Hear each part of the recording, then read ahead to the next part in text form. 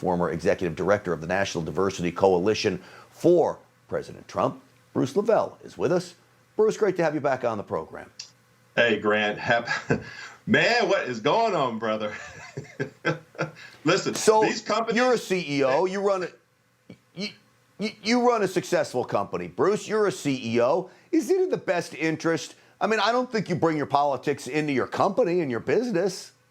No, listen, these companies, I always have this quote, a fool and their money will soon part their ways if you keep this mess up.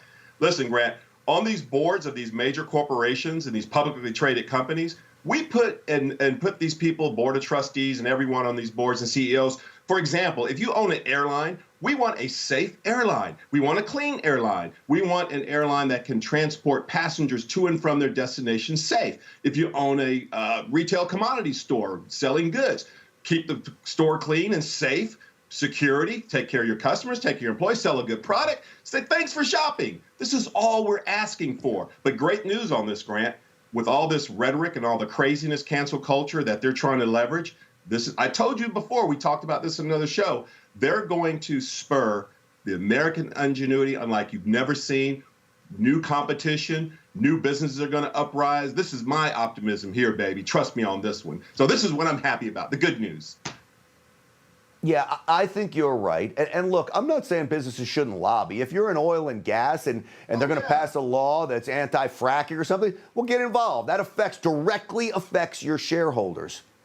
But this nonsense, or getting involved in how people are policed, getting involved in voter identification laws, this has nothing to do with airlines or PayPal or anything like that, which means there's got to be an ulterior motive. What do you think is really at play here, Bruce?